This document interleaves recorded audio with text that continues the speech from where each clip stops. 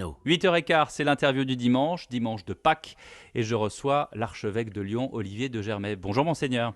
Bonjour. Merci d'être avec nous ce matin sur Europe 1. Avant de parler du contexte de Pâques 2021, parlons de votre diocèse. Vous succédez à Philippe Barbarin, démissionnaire après l'affaire du père Prénat, condamné à 5 ans de prison ferme pour les actes qu'il a commis sur de jeunes scouts. Comment ça se passe, cette succession? Comment vous sentez-vous?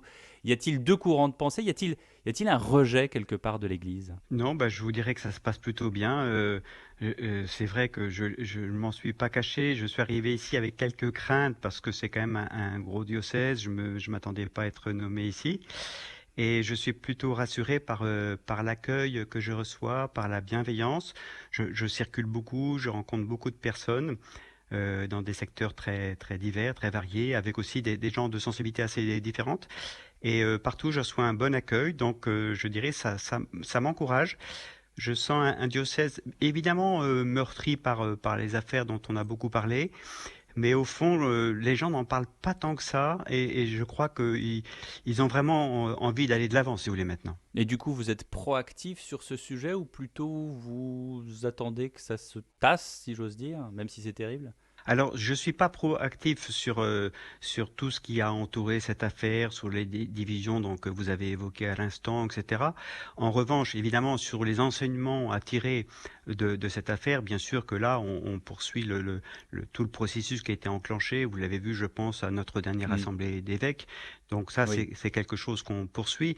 Mais les affaires ici, l'affaire Prenat, qui est devenue l'affaire Barberin avec les divisions, bon, ça, vraiment, j'allais dire, ça appartient au passé. Et d'ailleurs, j'ai très peu de remontées de cela. Les gens eux-mêmes disent, bon, maintenant, on passe à autre chose. Ouais, les gens eux-mêmes vous le disent. Mais justement, vous parliez de cette ouverture de l'Église de France qui a décidé des compensations financières. Les victimes du père Prénat ont réagi de façon très indignée en disant non seulement que le pécule alloué ne pourrait jamais faire disparaître leur souffrance, surtout que c'est l'argent des fidèles, par définition, qu'on redonne. Donc pour eux, c'est presque comme piquer dans la quête. Non, en réalité, non, c'est pas l'argent des fidèles. Justement, nous avons fait en sorte que les gens qui donnent soient uniquement des volontaires.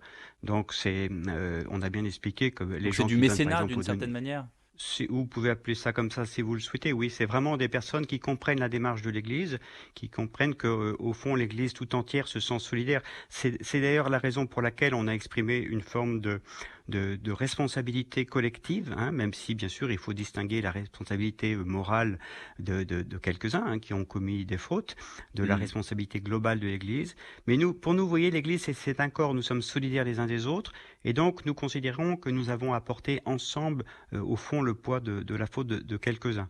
Donc l'Église tout entière se sent partie prenante, assume pour une part ce qui s'est passé, mais concernant ce que nous appelons une contribution financière, c'est ceux qui voudront y participer qui participeront, à commencer d'ailleurs par nous-mêmes, par les évêques, par les prêtres qui seront invités bien sûr aussi à participer à ce fonds de dotation. Vous disiez récemment, monseigneur, que vous arrivez en observateur dans ce diocèse, après celui d'Ajaccio. J'imagine qu'avec Pâques, la période d'essai est terminée. Qu'allez-vous dire ce matin lors de la messe de la résurrection, qui d'ailleurs est un symbole fort, beaucoup plus général que pour les seuls catholiques? Oui, pour nous, Pâques, c'est la plus grande fête de l'année, hein. C'est vraiment le sommet de notre année liturgique. Pour nous, la résurrection du Christ, hein, c'est de ça dont il s'agit. C'est pas une espèce de tour de magie, hein, c'est vraiment le signe d'une victoire. Hein, au fond, c'est la victoire de l'amour sur la haine, c'est la victoire de la vie sur la mort. Et donc, pour nous, chrétiens, c'est vraiment la source d'une formidable espérance, parce qu'au fond, le message de Pâques, et ce qui est vraiment au cœur de notre foi chrétienne, c'est de dire que finalement, ce désir de bonheur qu'on porte en nous, ce désir de plénitude qui est en nous, il n'est pas là par hasard. Nous sommes faits pour une plénitude de vie. L'horizon de notre existence n'est pas simplement terrestre. Le but de notre vie, c'est pas la mort, sinon ça serait absurde. Notre vie, elle a un sens.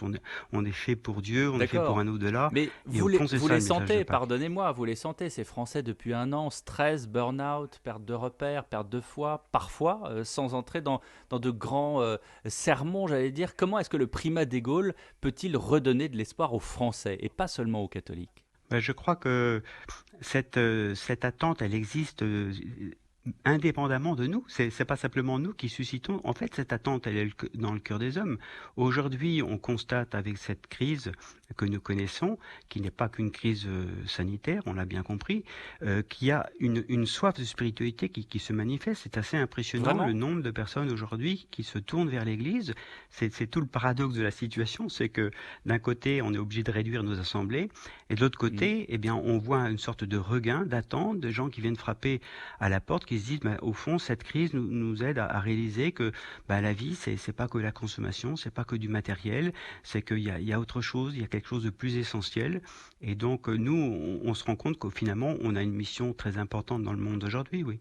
Et ce, alors que, d'une certaine manière, vous l'avez remarqué, c'est pour ça que je reprends un peu ce que vous avez déclaré dernièrement, l'État prône une laïcité forte, si forte qu'elle peut parfois bah, mettre les religions de côté. Oui, je pense que ça serait une erreur de laisser croire qu'au fond, les religions sont la cause de tous les maux de notre société.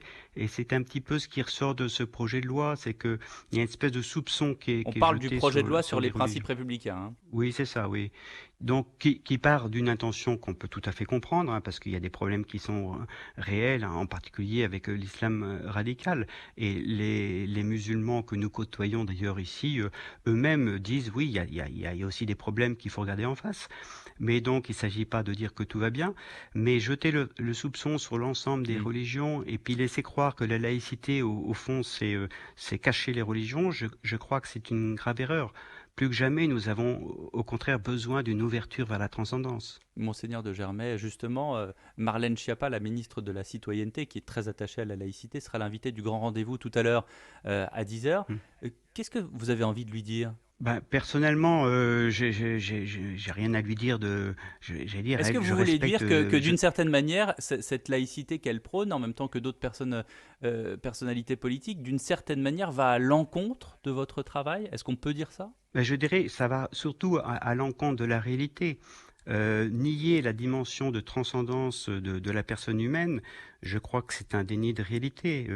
La- une personne humaine, elle est complexe à différentes dimensions. Elle a une dimension physique, une dimension psychique, une dimension morale, relationnelle et aussi spirituelle.